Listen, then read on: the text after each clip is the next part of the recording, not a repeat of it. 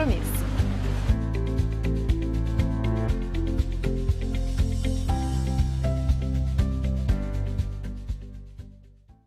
Os vereadores e vereadoras são os representantes da população em cada município. Quanto maior o município, maior o número de vereadores. Uma cidade pode ter no máximo 55 vereadores, enquanto municípios pequenos têm no mínimo 9. É na Câmara de Vereadores que são votadas as leis municipais. Os vereadores e vereadoras podem criar tributos, instituir novos bairros, elaborar o plano de educação e o plano diretor da cidade, fazer o tombamento de prédios históricos e votar o orçamento do município. Os vereadores também são os fiscais das ações da prefeitura. Em caso de crime de responsabilidade, a Câmara de Vereadores pode abrir um processo de impeachment contra o prefeito. Fiscalize, acompanhe e cobre dos seus vereadores. Procel apresenta acompanhamento do selo Procel. Em 2019, um trabalho inédito, os produtos com selo Procel foram reavaliados e, como resultado dessa reavaliação, se constatou que esses produtos continuam sendo os melhores do mercado. Sempre quando eu vou comprar um eletrodoméstico, sempre olho o selo Procel. Estou vendo diferença na conta de luz. A economia gerada pelo Procel contribui para as nossas vidas. Conhecimento é tudo, né? É uma coisa que ninguém tira de você. O futuro, ele é brilhante. A gente aposta tudo nos nossos jovens, né? A gente acredita que eles são o futuro do nosso Brasil. Sem educação, a gente não consegue chegar a lugar nenhum.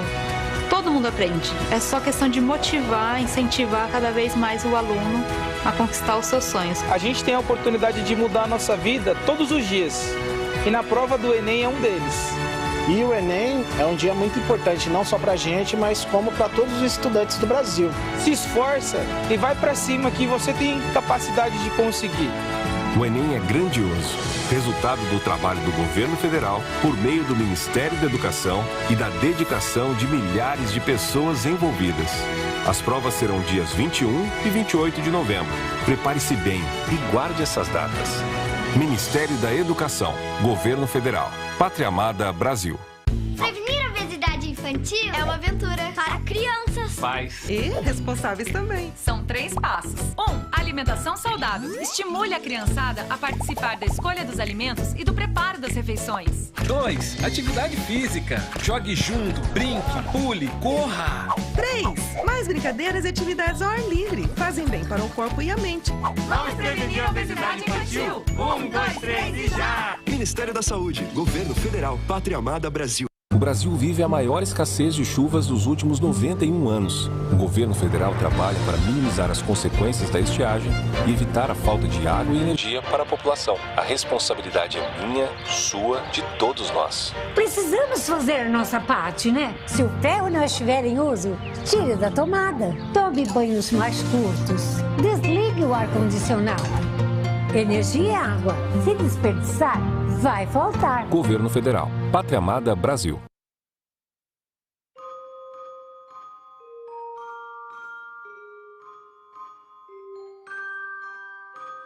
Ofender um amigo todos os dias com um apelido maldoso não é brincadeira. É bullying.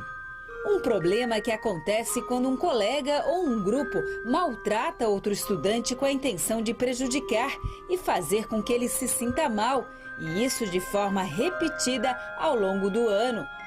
E olha que existem várias formas de bullying. A agressão física constante, a exclusão de alguém, a destruição do material escolar e ainda insultos nas redes sociais, nos aplicativos como o WhatsApp. Quem observa, é vítima ou pratica algum desses atos, precisa buscar apoio. O bullying pode causar muita dor para todos os envolvidos. Procure a ajuda de um adulto de confiança e comunique o que está havendo. Se não tiver um adulto para ajudar, ligue para o Disque 100. Esse número serve para denunciar a violência contra crianças e adolescentes. As denúncias recebidas são analisadas e encaminhadas aos órgãos de proteção. A ligação é de graça. O promotor de justiça da sua cidade também pode ajudá-lo. Bullying, isso não é brincadeira.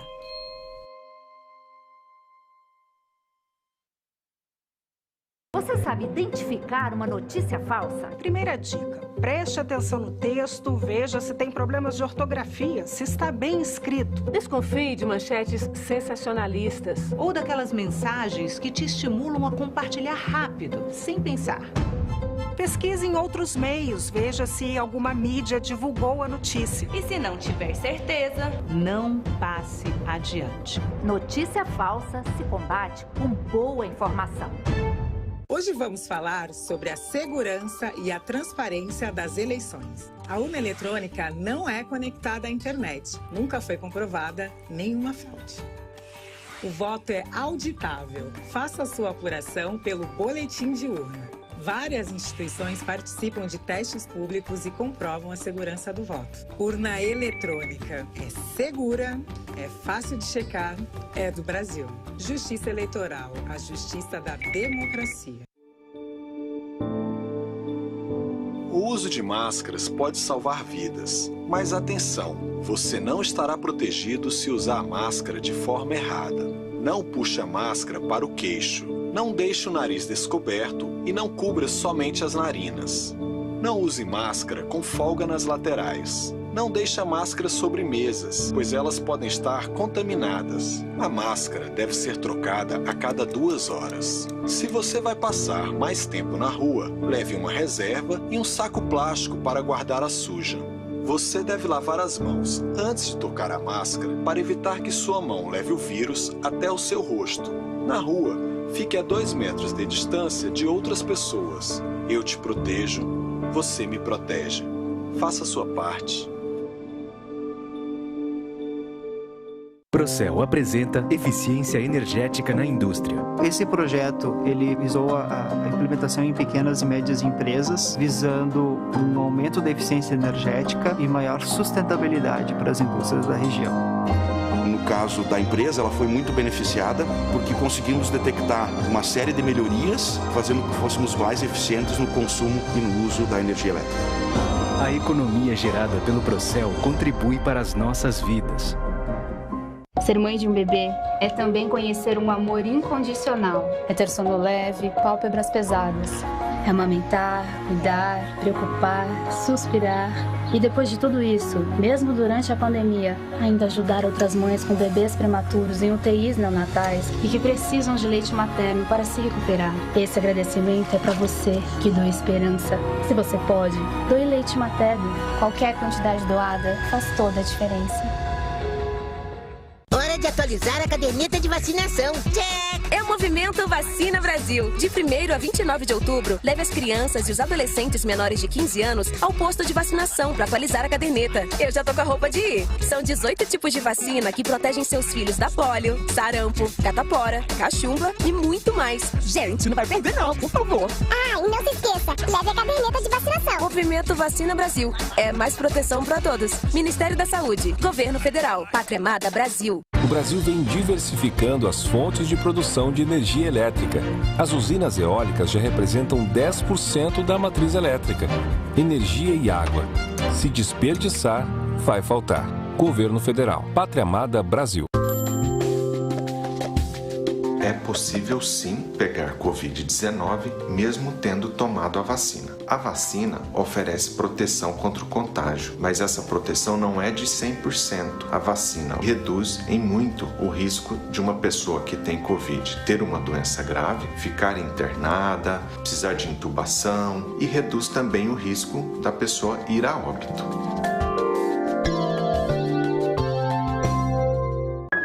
As pessoas são diferentes, únicas. Ser humano é isso, certo? Certo, mas eu quero te falar sobre 2 tipos de pessoas. As que precisam de sangue e os heróis que podem ajudar a salvar vidas. Então pode vir que os Hemocentros estão preparados para receber os doadores durante a pandemia. Doe sangue regularmente. Com a nossa união, a vida se completa.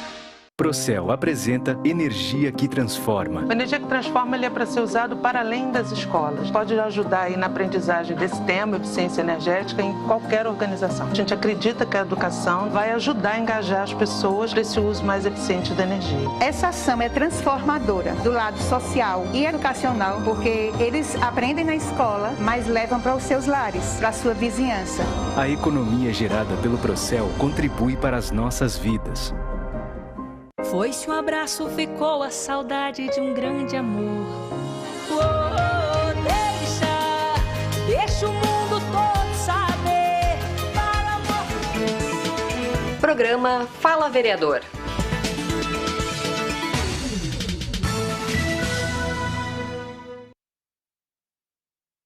Seja bem-vindo, vereador Marcos Augusto Curtis, que também é o presidente legislativo aqui de Balneário Camboriú. Tudo bom, vereador? Oi, Ellen. Boa tarde, tudo bem? É um prazer poder estar aqui mais uma vez, né, nesse programa, no Fala Vereador. Acredito que a gente possa trazer um pouco mais de novidade aí para os nossos ouvintes de Balneário Camboriú. Pois é, em off, aí geralmente a gente conversa sobre algumas questões que não estão necessariamente relacionadas também ao meio político, né? As questões anteriores ao vereador, por exemplo, e a gente sempre gosta de trazer, para quem acompanha o programa Fala Vereador, um pouquinho disso, de como foi o vereador menino lá nos primórdios. Conta pra gente, vereador. Então, acho que vai ter muita história. Resumidamente, assim. Tem que fazer mais de um programa. Onde que o vereador passou a infância, então, né? Falar um pouquinho das raízes. Na realidade, eu nasci aqui em Balneário Camboriú, né? Sou natural de Balneário Camboriú. Eu nasci no bairro Vila Real.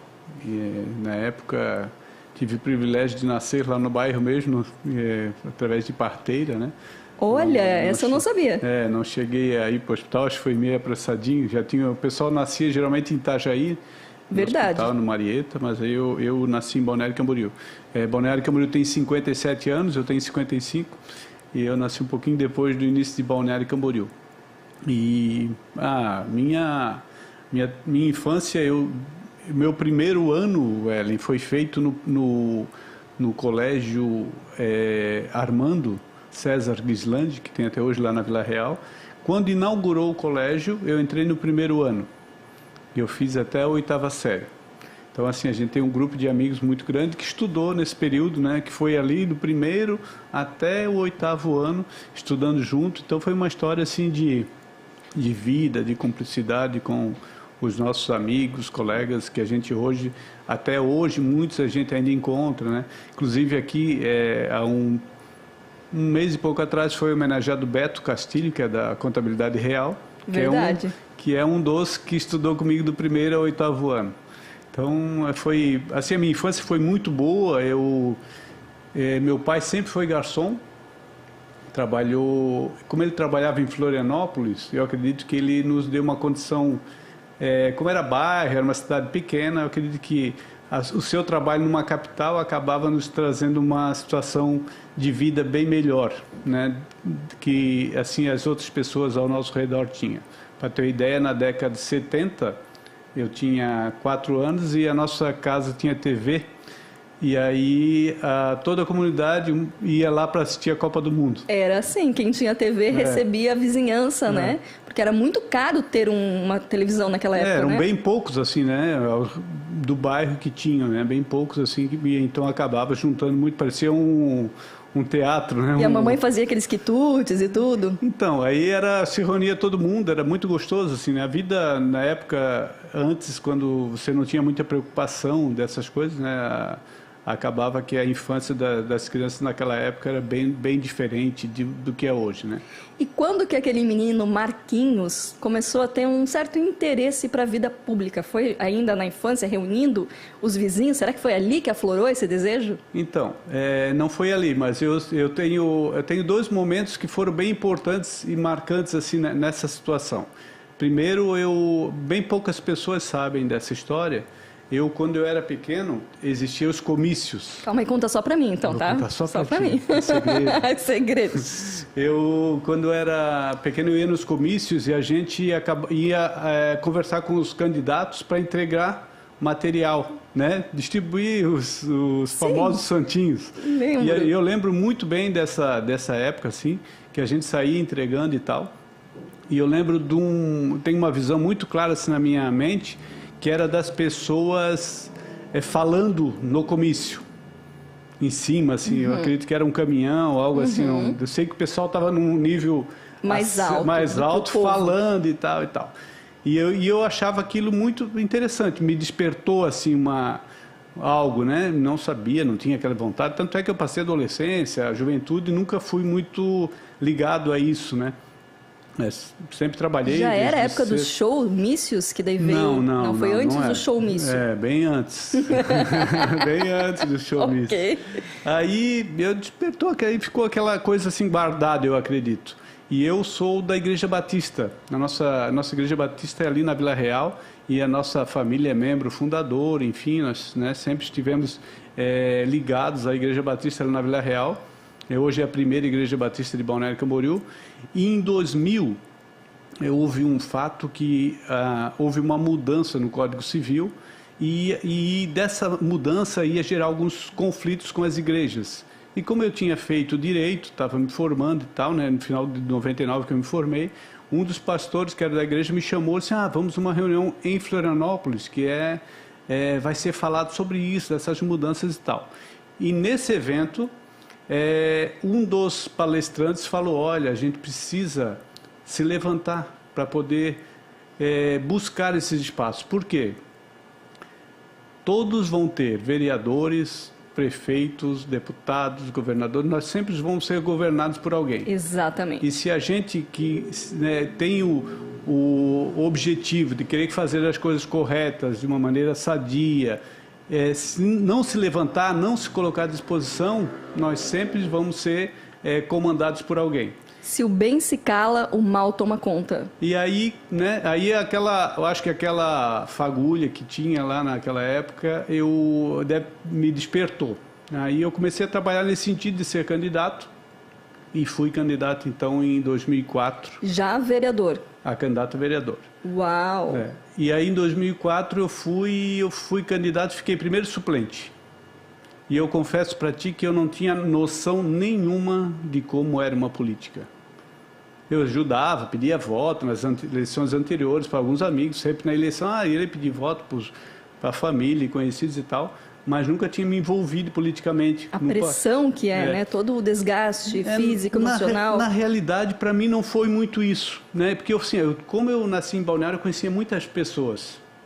Então, teu trabalho foi mais falar para o pessoal que era candidato. Então, assim, estou candidato. A minha eleição geralmente é assim, né? É de família, busco as pessoas conhecidas, enfim. Só que eu não tinha noção de como que era.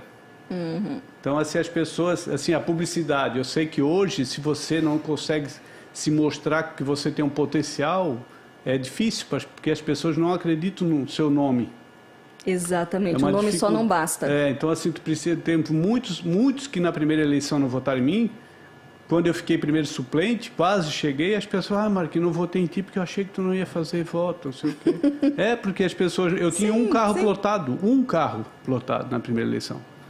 Então, como as pessoas iriam ver o meu potencial? Não dava para ver, não tinha como ver. Tem essa coisa do brasileiro querer votar em alguém que eles acham que vai ganhar, porque parece que se eu votar em alguém que possa perder, desperdicei meu voto. Ainda tem essa mentalidade, vereador? Tem. Eu acho que não é bem isso que acontece. Eu acho que as pessoas não conseguem ver o potencial da pessoa. Então eles assim, não tem ninguém com ele, mas não adianta eu votar no Marquinhos porque não tem, tu vê, não vejo ninguém com o Marquinhos. Então assim, não adianta eu votar no Marquinhos que não vai resolver.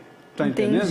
Então esse é o problema. Eu acho que nem é isso, cara, nem pensa assim, votei em alguém. Será que eu não vou votar para perder? Eu acho que não é bem isso. Se você não votar aí, que o candidato não vai chegar, né? Se todo mundo pensar assim. E é difícil porque é uma coisa que, infelizmente, está ainda, né? Acho que as pessoas teriam que analisar de uma outra maneira. Tem potencial, é bom o candidato, eu acredito no candidato, então eu vou votar independentemente de visibilidade, digamos assim. Só que a visibilidade hoje é muito importante. Depois o vereador chegou a fazer uma nova eleição, aí foi eleito aqui para a casa. Em que ano foi esse primeiro mandato aí? Então, mas antes tem outro detalhe. Tem mais um detalhe? Adoro detalhes. Vamos aos detalhes. O Charles está aqui fotografando, o pessoal está ouvindo uns cliques aí. É que assim, Elia, aí em 2004 foi essa eleição. Aí em 2005 eu fui convidado para fazer parte de um grupo para a eleição do Conselho Tutelar. Aí na época, em 2005, a nossa chapa fez 3.000 e poucos votos. Aí eu fui eleito presidente do Conselho Tutelar e ficamos 3 anos como conselheiro.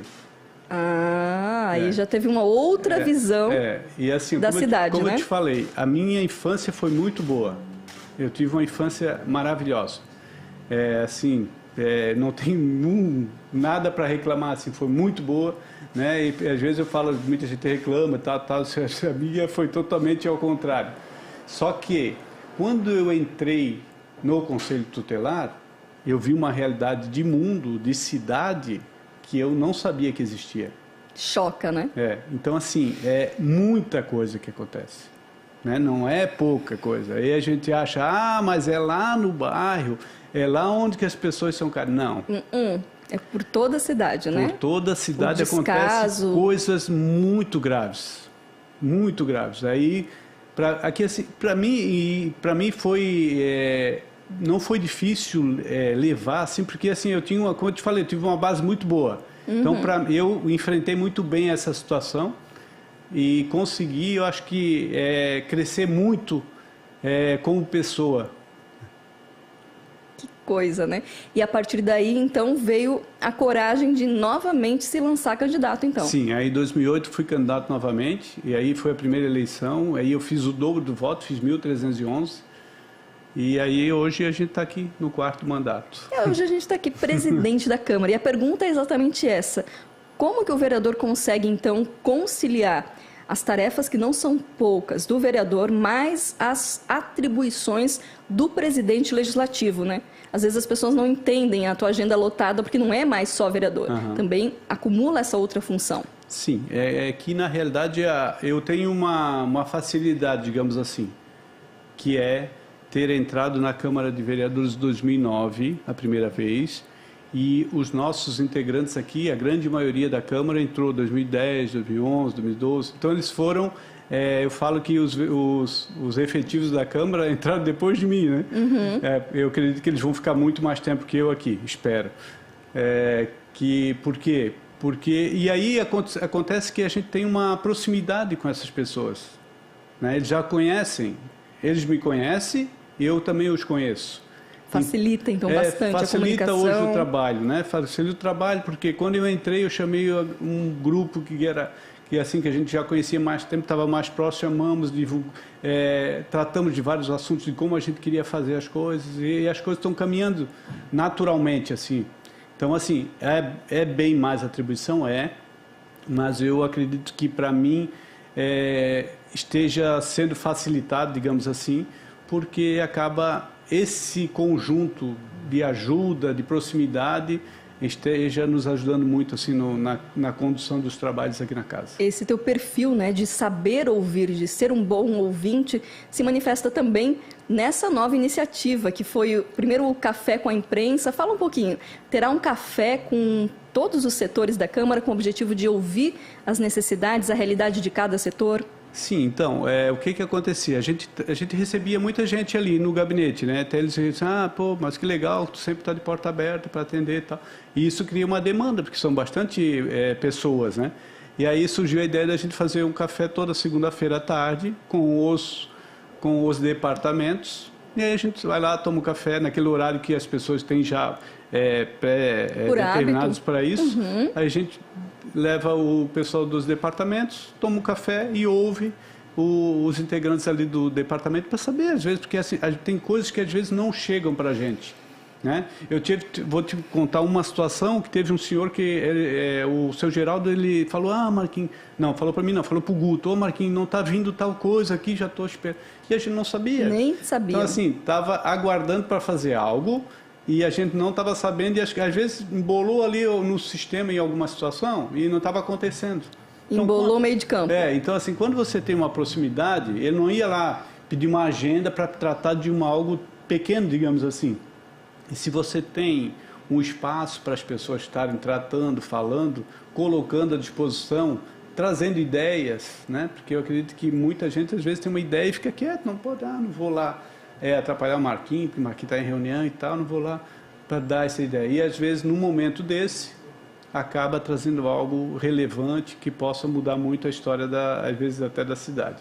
Uma das ideias que a gente elencou aqui nesse pouco espaço de tempo para falar está relacionada à saúde pública, que é uma demanda sempre, né, vereador? A questão do UPinha infantil 24 horas. Então, esse aí é um sonho da gente, né? Quando eu entrei como presidente, no primeiro mês, eu tive uma reunião com o Fabrício.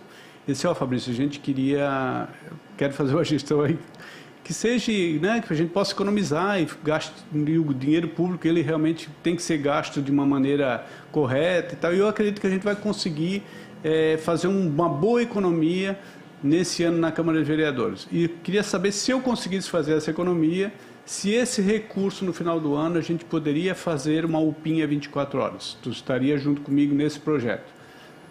Aí ele, na mesma hora, disse, não, estou junto, vamos fazer e tal.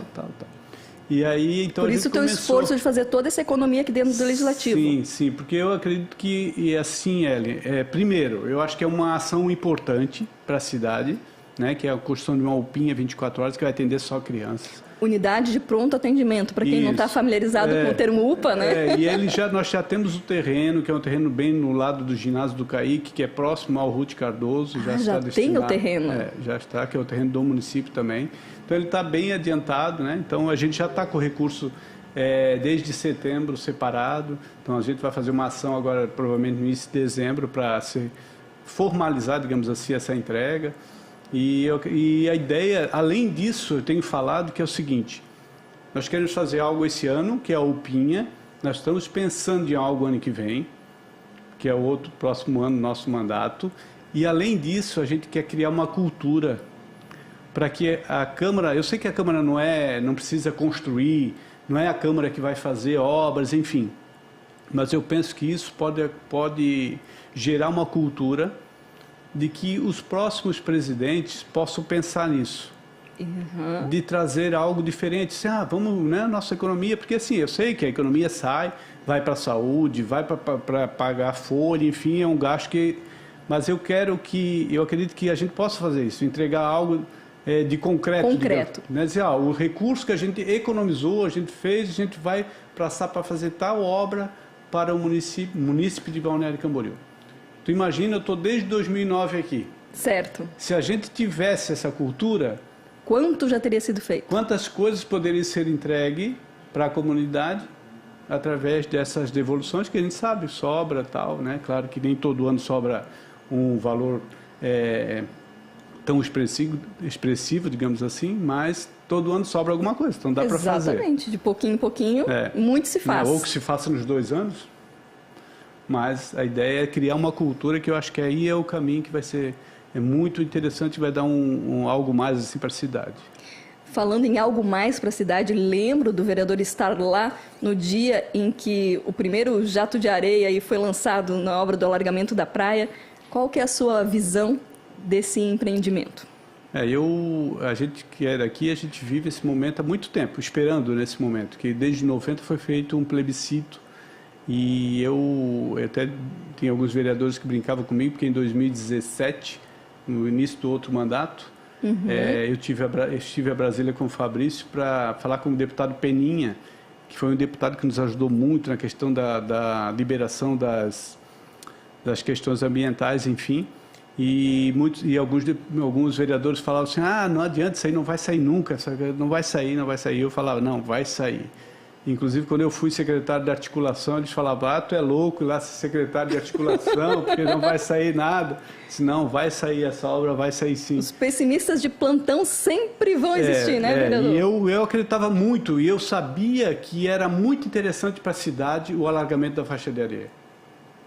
Eu tinha convicção, eu só não sabia que ia dar 100% certo a nossa balneabilidade. Fantástico. Porque tu viu que ficou planinho, não sei se tu viu ali, tudo, né? E ficou planinho, que a preocupação era que a praia pudesse ficar de tombo e tal, né? Isso. E isso ninguém tinha certeza absoluta, né? Era uma previsão. Um risco. Né? Era uma previsão. As empresas que vinham apresentavam, diziam que não ia ter dificuldade, não ia ter problema e tal. Mas uma coisa é apresentar, outra coisa é chegar lá pronto, e a coisa acontecer. E realmente isso aconteceu, ela ficou nivelada, não está tendo esse problema. Então, para nós... E está sendo falada nacionalmente e internacionalmente, né, como uma grande obra. Eu encontrei uma das pessoas responsáveis lá pela praia, que estão fazendo a obra, e ele falou que já teve praia maior no Brasil, praia maior, que foi feita com mais areia, que não deu repercussão nem 10% do que deu Balneário Camboriú. Que coisa, né? Para eles foi uma grande surpresa, né? Porque inclusive foi tudo mídia espontânea, né? Além de não só do Brasil, mas como você falou, internacionalmente. Internacionalmente, inclusive. 30 segundos para terminar o nosso Fala Vereador Acredita? Passou voando, né? Ali já estão os entrevistados do Câmara Informa, se posicionando no corredor. Bem-vindos. Daqui a pouco o Elias assume aqui para o Câmara Informa. Eu precisar mais de programa, né? Com certeza, a gente nem pôde falar sobre a questão aqui de todas as declarações de utilidade pública, do Novembro Azul. Vamos deixar essas pautas, então, para um outro programa, né, vereador? Fechou. Acho que bom que a gente teve possibilidade de poder trazer coisas novas, acho que a gente tem, como tu falou ali, algumas utilidades públicas que foram feitas, que são necessárias, que são assim um ganho para essas instituições. E o pessoal pode acessar onde? Na tua página? Então, na realidade, nós temos todas as nossas publicações no Instagram, né, que hoje o que está sendo mais usado, é o Marquinho Curtis BC. Marquinho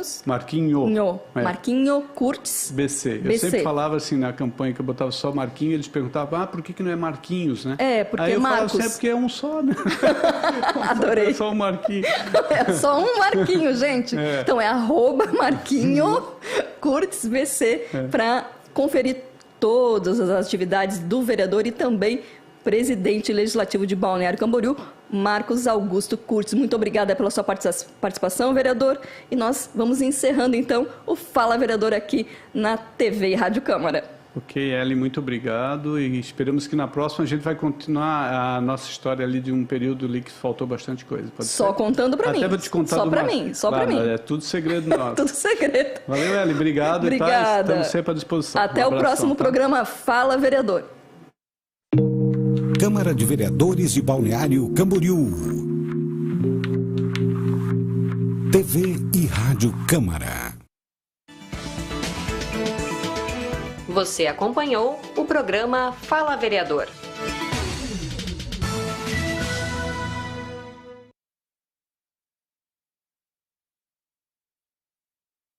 Foi-se um abraço, ficou a saudade de um grande amor.